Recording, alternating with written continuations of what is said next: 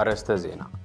دركي نزبس حوم كبابيتات نمحجاز أبرتيعو كم سرح بيرو حرشان هاف تفترون تجراي جلسوا أجمع تجراي بسلامون دبلوماسيون من قد ترح فتح له قبل محبر تجار أستراليا نفتحن عبية تجراي تبعها سبيك محبر جلسوا بريزيدنت دونالد ترامب مس إيران أب سممعنا مبصح عدل كم زلو جلسوا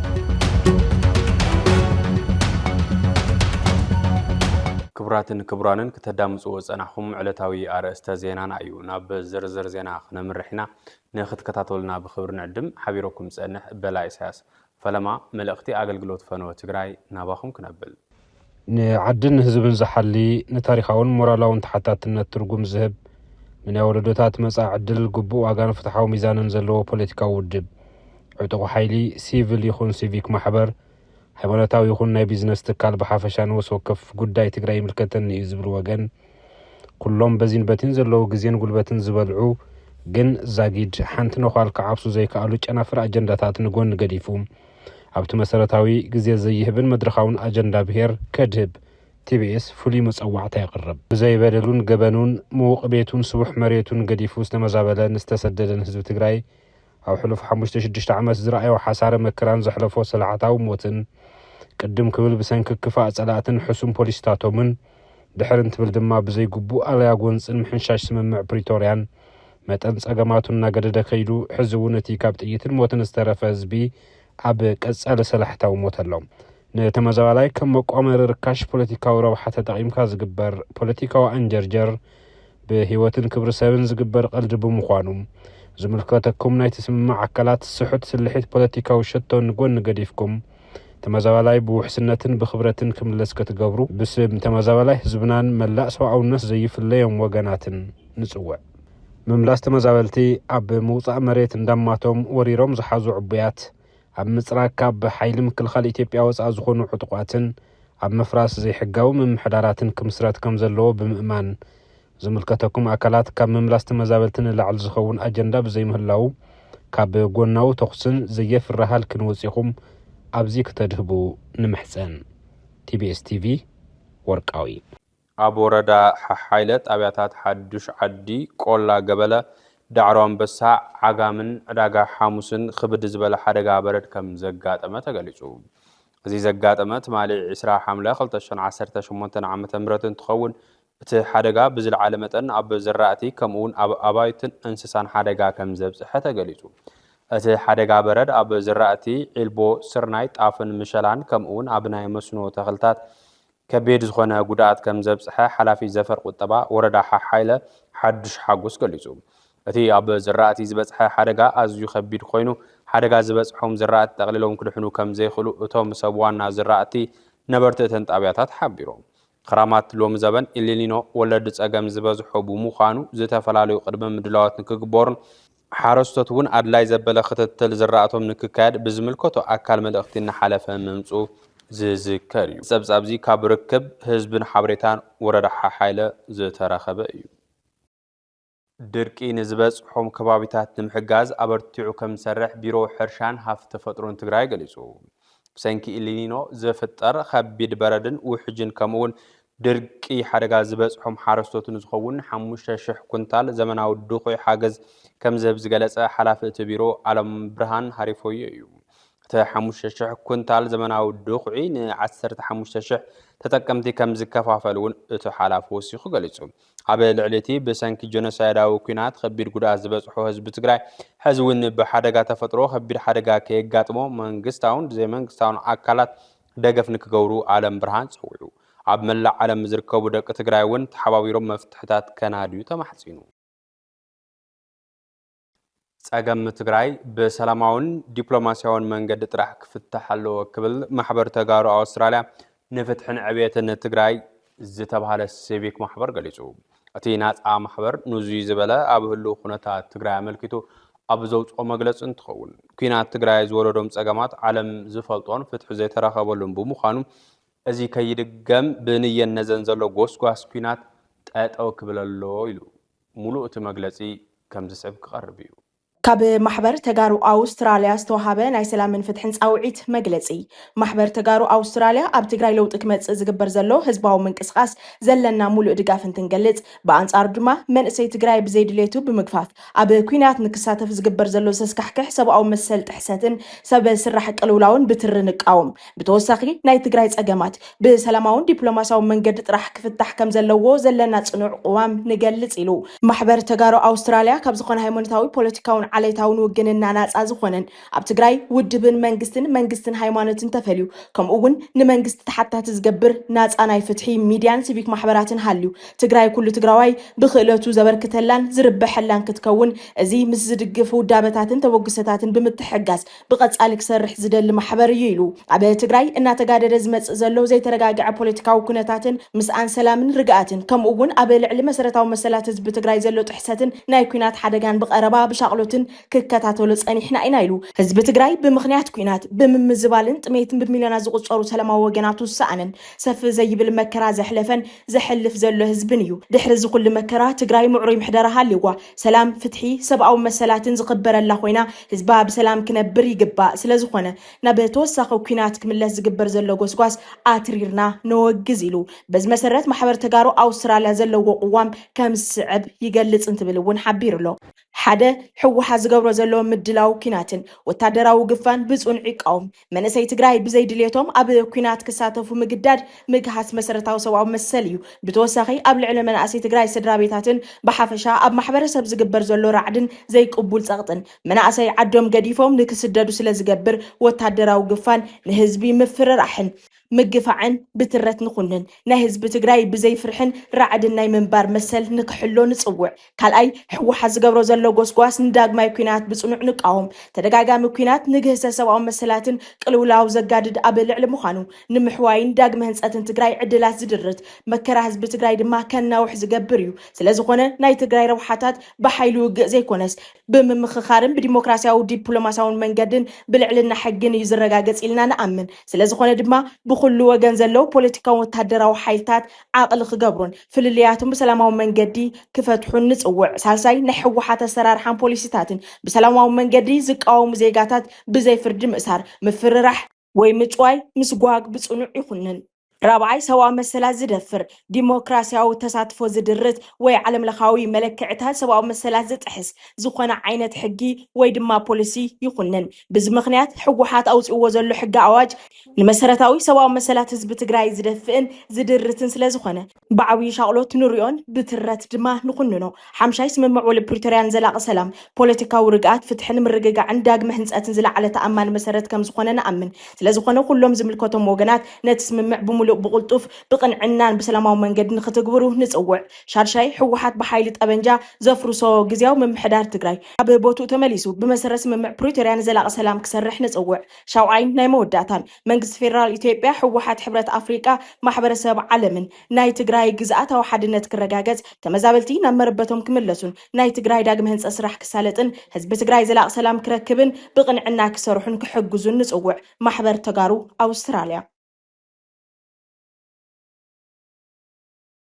أب تحتي خبيد سجعت كوينا زلات تجري بزلقنة كترحن دك أزمر حو نايلوت إمراهي كارتا وي رود ماب كهلواي يبقى تباهلو تمزابلتي أب زي تملسولون زت حدا جمرت نابسبوانو أب زي أتولن أوان زرع زلو خالي زور دباب كوينات أيقونا نبارز أجام كفتة تواجعت حالتات حزيال الناس بلوه عقب من دجنن ون زت في حدا جنيا معرف مخانو ببوزحات يجلس بركينات زخونو أقدستي حطوطات تجرين مملاس زجبر بوليتيكاو زتا طلب أتي أبرس زلو حزب مخانو نزحلفه حموش عمت زتا زربان تكون عنكسنا توعلت بريتورياجن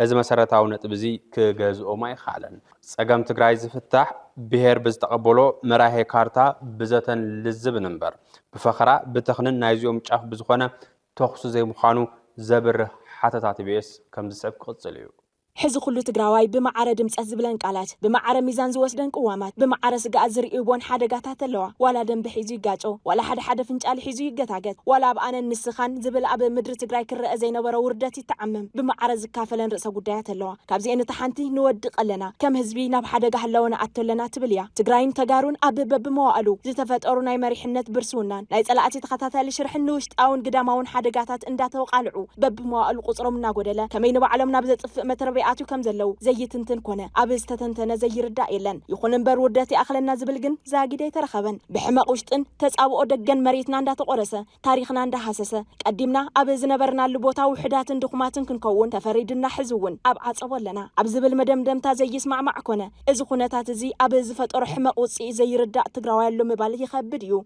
أنت خنا وردتي أخلنا زبلجن زاجدي ترخبن تجراوي كبه حد ملك كنات أنتن نبي كالي ملك حد جهلونا عند تسجاجره عدمو كده في استجدد حزب مخانو زي يسمع معيلن تيكونس تجراوي مع رسو مزشام دجاجات حق خوين الله يخون بر وردتي أخلنا زبلجن زاجدي ترخبن هاس أويت إثيوبيا بسنا حساب إثيوبيانيزم دات محرحت زن أسدتو كبر تجراين زقرصتو مريت عدب وناني سمعنا يزبل دم بنات إن تحرنتن كينات أنت زهوسي هو سما يستسقلت بسلن ستررن سمعت من سيكونو كابز زل قليل جزي كونن سرت الموقع على إثيوبيا زخونة تجراي كم عد خد قصل يجبر شرح شوايوان بديلنا بحلايك ألم كمس تجراي وحد يكونن تجراين تجراوينتن عم بركي كان أدك كان مجزاء كم مسرح وسيدهم حزب تجراي تاريخه كبرون تماليون نايب علمنا مجبر الحزب دم نبارنت حمام دون قرنان كقلع زجبرو سألت حزبون سيفز أنتهم أي عرفن زبل مدمدم تازلوا وحيلك قليل يكونن أنتو خنا وردتي أخلنا زبلجن زاجدي ترخبن وعلى بوليتيكيات مهورات حسبتن تجراي أتزي زاري أرعت مكراز ذكرى يمثلن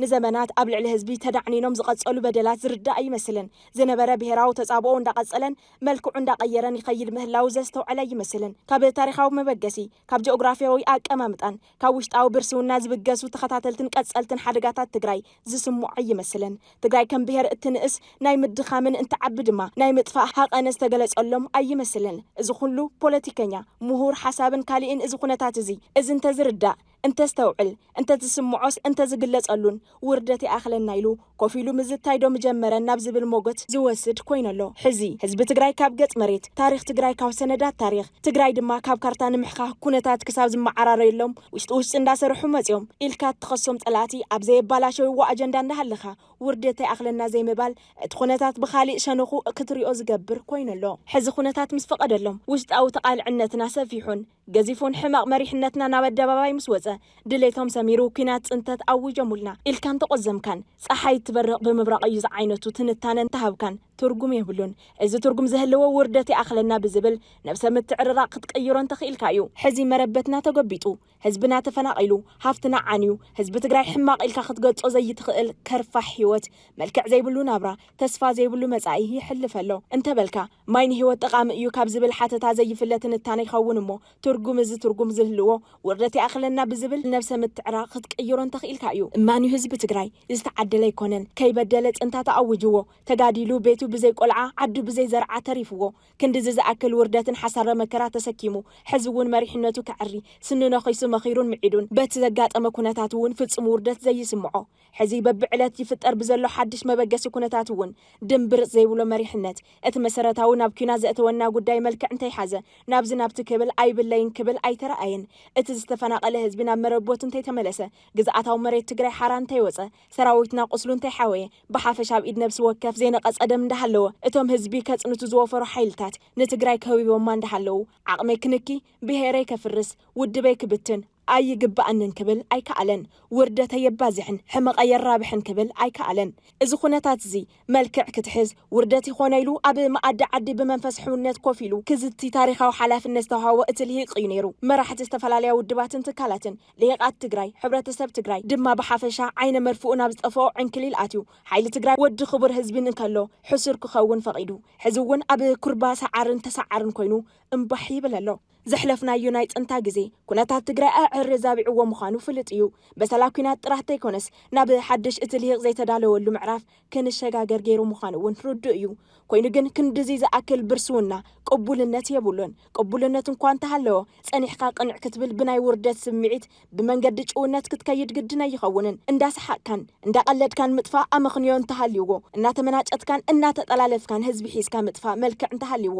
መልክዑ መልክዕ ሊብያን ኢራቅን ግርማ ሶርያን ሶማሊያውያን ካብ ምዃን ኣይሓልፍን እዚ ናይ ውርደት መድረኽ እዚ ያኣኽለና ዝብል ለባም ካብዚ ንላዕሊ ምውራድን ምውራድን ያኣኽለና ዝብል ማይ ዝሰተየን ተተረኺቡ ሕዚ እውን እትፈትሊ ድሕነት ቀረባ ክኸውን ይኽእል እዩ ሕዚ ኣቲናዮ ዘለና መድረኽ ኣብ ዓለም ኣብ ቀርን ኣፍሪካ ኣብ ኢትዮጵያ ከምኡ እውን ኣብ ውሽጢ ትግራይ ክቕበልስ ዘይኽእል ሓድሽ ዓለማዊ ኣሰላልፋ ማለት እውን ኒው ወርልድ ኦርደር ዝገሃደሉ ናይ ሽግግር መድረኽ ይመስል እዚ ናይ ሽግግር መድረኽ ሓደጋ ጥራሕ ተይኮነስ ኣብ ናይ ታሪክ ኣጋጣሚ ሓድሽ ጥራሕ ክርከብ ዝኽእል ዕድል ሒዙ ዝመፀውን ይመስል ለውጢ ወይ እውን ሽግግር ኣጥፊኻ ወይ ከዓ ሓድሽ ዕድል ሂብካ ናይ ምሕላፍ ተኽእሉ ዓብይ ምዃኑ መረባ ታሪኽና ዝነገረና ሓቂ እዩ እቲ ቀንዲ ነገር ከመይ ትርድኦ ትጥቀመሉን እዩ እዚ ኩነታት እዚ ውርደት ይኣኽለና ብዝብል ሕሩር ስምዒት ዶ ሓፊልካ ተሳፍሮ ወይስ ምስ ኣድገ በቕሉ መፂኡ ቸቸይብለካ ሞ ካሊእ ምዕራፍ ውርደት ከተዋልድ ትውዕል እዩ እቲ መማረፂ ትግራይ ናይ ኩሎም ተጋሩ እያ ካብ ዝብል ሰናይ መደምደምታ ክሳብ ትግራይ ብቁሸት ክኸፋፍል ዝጓየ ዘሎ ፀጋዕተኛ ሓይሊ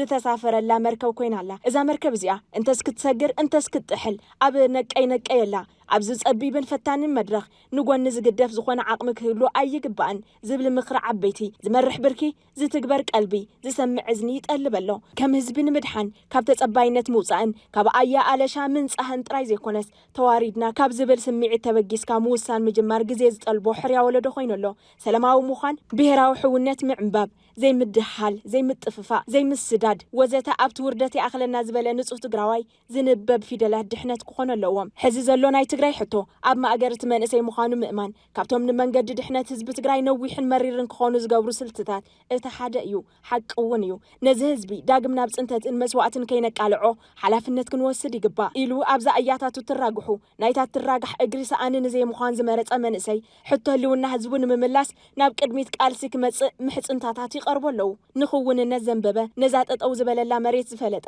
ታሪክ ትማሊ ብኣግባቡ ዝተረድአ ኣብ ዙርያና ዘሎ ኣሰላልፋ ሓይልታት ብዝግባእ ዝተንተነ ሕዚ ይኽሰት ዘሎ ሓድሽ ኣሰላልፋ ዓለምን ማለት እውን ኒው ወርልድ ኦርደር ብልኩዕ ዝተገንዘበን ኣብ ጭቡጥ ዓቕምታትን ዘለናሉ ነባራዊ ኩነታት ብዝግባእ ዝተረድአን መፍትሒ ሓሳብ ምምፃእ እዋኑ ሕዚ እዩ ዝብል ምሕፅንታት ትኽክል እንተኾይኑ እዋኑ ሕዚ እዩ ውርደት ይኣኽለና ኮፍ ኢልና ንሕሰብ ንወስን ዝብል መገገሲ ሕዚ እንተዘይኮይኑ መጠን ውርደት ህዝቢ ምስ ገወደ ጌጋ ትማሊ ሓድሽ ጌጋ ምስ ወለደ ሓደጋ ምብትታን ባይታ ምስ ሓዘ ትርጉም ዝህልዎ ኣይኸውንን ሰላም ንትግራይ ወሳኽ ዋጋ መነባብሮን ንብረትን ዝወለዶም ፀገማት ኣብ ኢትዮጵያ ኣስታት 92 ሚልዮን ህዝቢ ምዑሩይ ኣመጋግባ ንከይሕሉ ምኽንያት ምዃኑ ውድብ ሕቡራት ሃገራት ኣብ ውሕስነት ምግቢ ኣመልኪቱ ኣብ ዘውፅኦ ፀብጻብ ገሊጹ እቲ ፀብጻብ ኣብ ኢትዮጵያ ጥዕናዊ ኣመጋግባ ንምሕላው ንነፍሲ ወከፍ ሰብ ዝወፅእ ወፃኢታት ኣብቲ ዞባ ማለት እውን ምብራቕ ኣፍሪካ ዝለዓለ ምዃኑ ኣረጋጊጹ ኣብ ዝሓለፈ ዓመት 2025 ኣብ ኢትዮጵያ ሓደ ሰብ ምዑሩይን ዝተመጣጠነ ምግቢ ንምዕዳግ ኣብ መዓልቲ $4.7 ከውፅእ ምግዳዱን እዚ ኣሃዝ ካብ ከም በዓል ኬንያ ኡጋንዳን ታንዛንያን ዝኣመሳሰላ ጎረባብቲ ሃገራት ዝለዓለ እዩ ተባሂሉ እቲ ፀብጻብ ብተወሳኺ ኣብ መንጎ 2023-2025 60% ኢትዮጵያውያን ማእኸላይን ልዑልን መጠን ሕፅረት ውሕስነት ምግቢ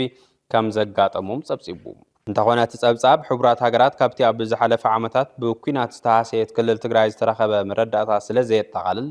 እቲ ሃገራዊ ቅልውላዊ ምግቢ ካብቲ እቲ ፀብጻብ ዝሕብሮ ኣዝዩ ዝኸፍአ ክኸውን ከም ዝኽእል ክኢላታት ስነ ቁጠባ ይገልጽ ኣለዉ እቲ ፀብጻብ ውድብ ሕቡራት ሃገራት ቅልውላዊ ማክሮ ኢኮኖሚ ኢትዮጵያ ኣብ መዓልታዊ ህይወትን ጥዕናን ዜጋታት ዘሕድሮ ዘሎ ኣዕናዊ ጽልዋ ዘጉልህ ተባሂሉ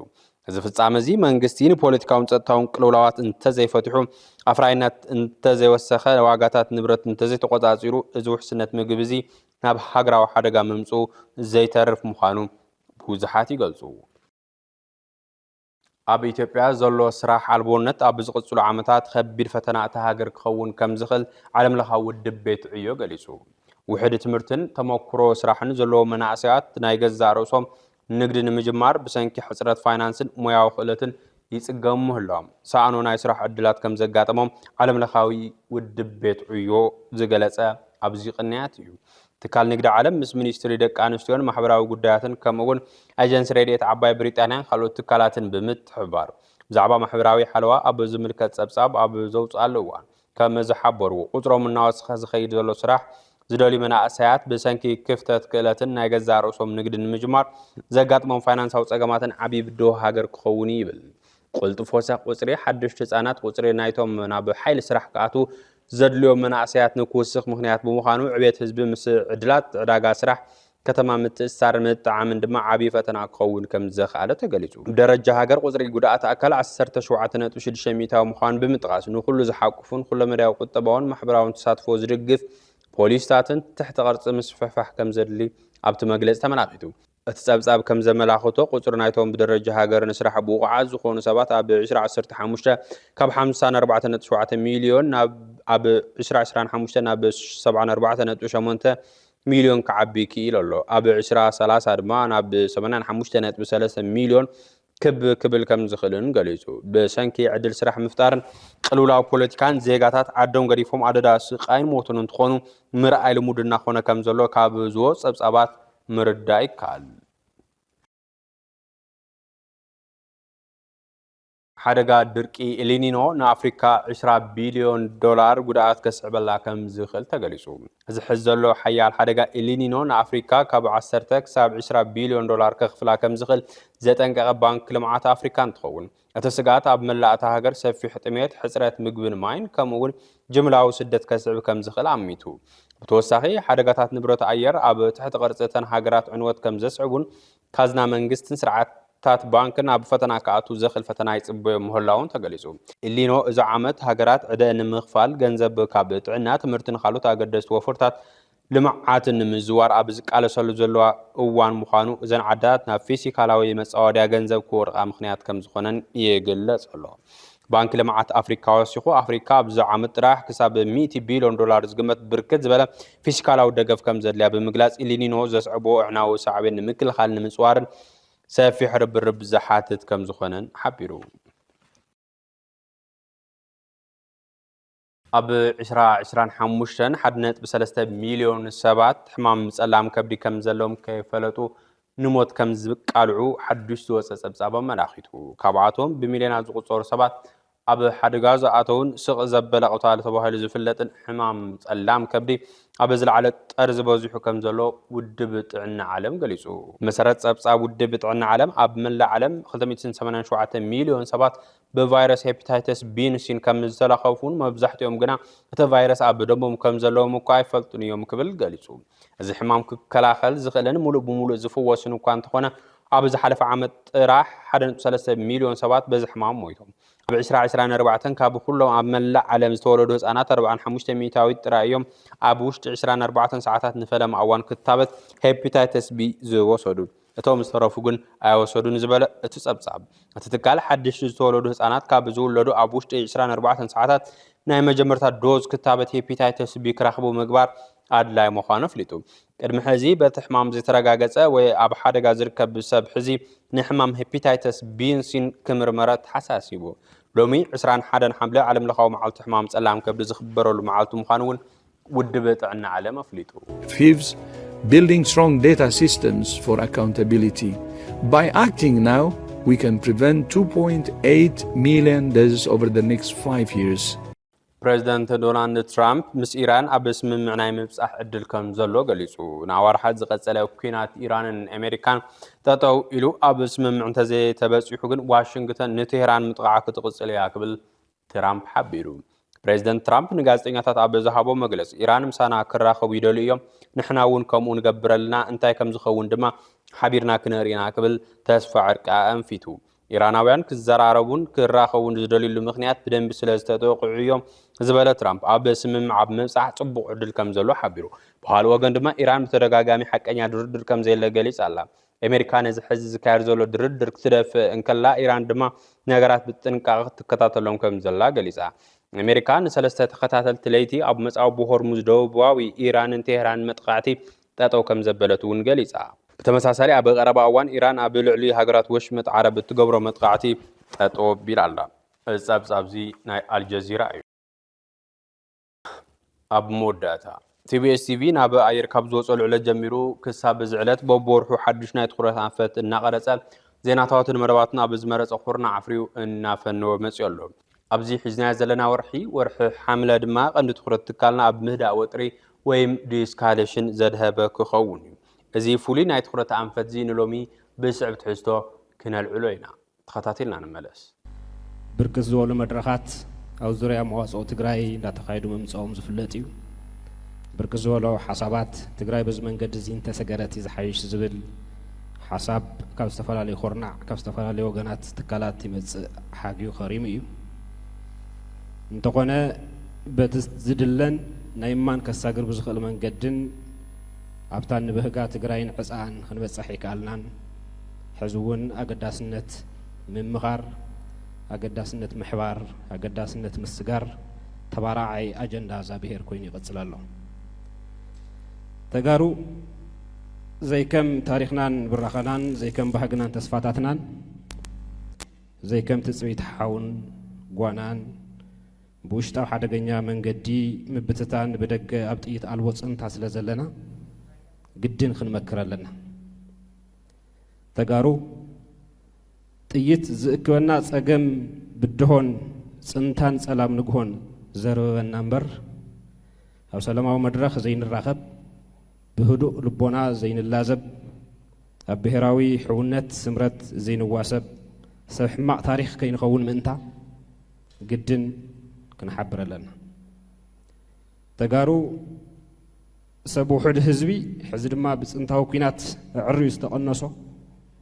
سبن أس مريت حزب ما إيد وراري زحرصو سب زيرجو بوليتيكا وزبا حيال زبل كل زت متو سب زي سلطون بحيلي نجر معرايز لمدى بها البوليتيكا زلنا أكلات بمخوانا مغنيات بهير كابز عنو قدل نموطا ناي قدن أما أدزته أما أدي مردا كن راخب لنا أتسلام بالأخي أتسلام بالأخي